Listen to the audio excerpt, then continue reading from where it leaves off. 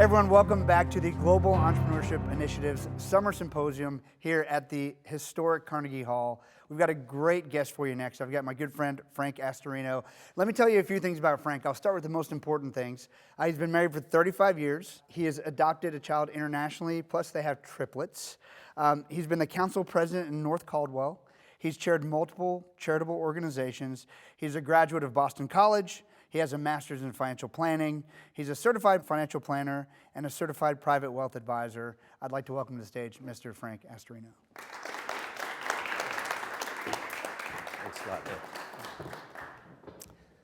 Well, thank you, Nick, for that very generous introduction, and thank you for this global initiative of entrepreneurs. It's dear to my heart, and thank you for this one moment in time that we all share. I thought today would be, since the topic is entrepreneurship, I'm going to combine that with the insight of being an entrepreneur and an elite financial advisor. And what does that look like? Imagine this is 2030, not 2022. How do we look back on the geopolitical scene? We have Russia and Ukraine, we have China and Taiwan. Geopolitically, we're on eggshells. We have inflation. Headline inflation went from transitory inflation.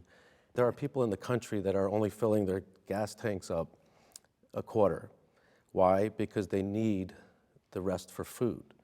So it's a real thing. We have interest rates that have a lot of our seniors yearning for where to put their money because the market just scares them. And interest rates have been too low, but they want to wait until they go up, and they're getting that forecasted. The market is a very volatile place, and it's part of the tuition of getting a higher return than fixed income. Energy, we're going to be dealing with that. We're going to start seeing more electric cars. We have an anticipated sunset for taxes in 2025, and we have a huge trillions of dollars of debt that we've now embraced for the next generation. As an entrepreneur, how would you look at that? I look at the trillions of dollars that we have in debt. On the reverse side of that, you're going to see the most wealth transfer between now and 2030. Trillions of dollars. For us, that's an opportunity.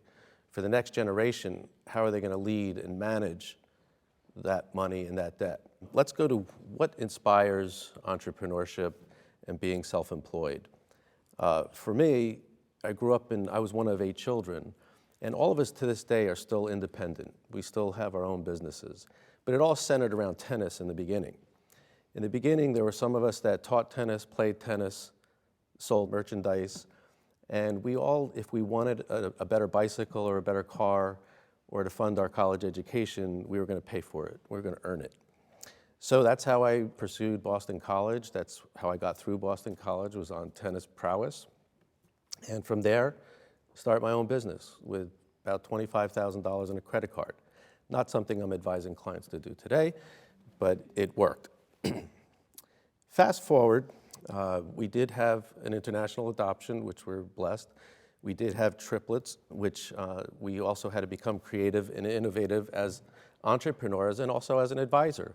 I was holding meetings at St. Barnabas Hospital while we were, in a triage set up for premature triplets. What does it take to be an elite advisor? How do you differentiate yourself from the several 100,000 financial advisors or that call themselves financial advisors out there? First, you have to have a proven process.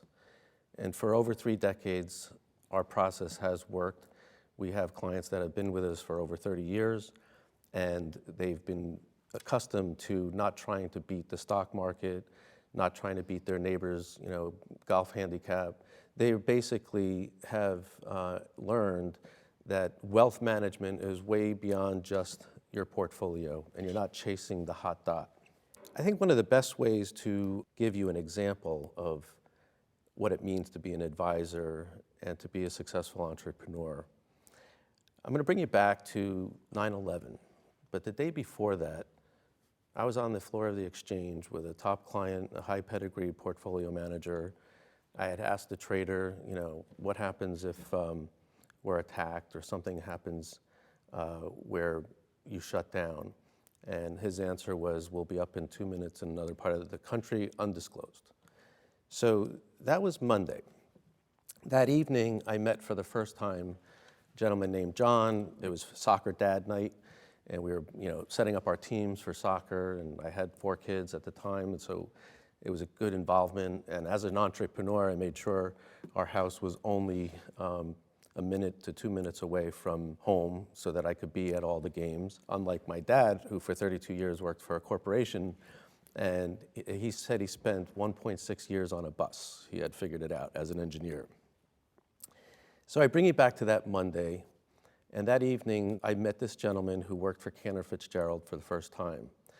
Little did I know that his son was also internationally adopted in first grade at the time, and he sat next to my daughter, and I didn't know all this at the time. We look at the next day. It was a beautiful day. I had just come off the weekend with a member guest tournament where I had my top CEO client, and we played 3 days in a member guest. And here I am heading off to another event on the turnpike, and planes are hitting the building. Little did I know that the little boy that was sitting next to my daughter, his father was the one that I met the night before from Cantor Fitzgerald. I call this a defining moment, and for entrepreneurs, you're going to have many. You're not going to know what's ahead of you. It's going to happen when you least expect it. That family ended up becoming a lifetime client for us, and what I had to do as an advisor, to be an elite advisor, I had to put the best professional team together. And what she said to me at our engagement point after a deep discovery meeting, she said to me, when you open our file, I want you to see the pictures of our children. Protect, protect, protect. So today, what I see a lot of is many different entrepreneurs. I see people who have made their wealth in single stock. They've made their wealth in building a business. And some of them become very attached to how they got their wealth. It might be a FANG stock. It might be the widget company that they created. And our job today as wealth managers is we can't be shy about telling them what's the right thing to do for them. Now, we can't control everything, but the things that we can control, we need to be honest and fully disclosing. So what advice would we give people today, and looking back in 2030, how would we have fared? The first I would do is definitely have an A and a B plan. The 2.5% chance of the Hail Mary pass that you heard is a probability. It's a third level probability that things do happen. And so you want to be prepared for that 2.5%.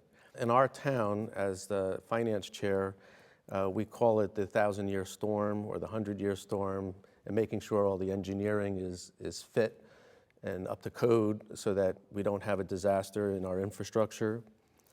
So the first recommendation I would have is to be adaptable, have an A and a B plan, be flexible, see opportunity. As entrepreneurs, you have a gene, like my 7 siblings, that you see things that other people aren't going to see. You have to be the innovator. You have to be the integrator. Life and the future of our country and our world is going to depend on the energy and the inspiration and the conviction and vision that you have. Second item I would say is be bold. Think big. Don't think small.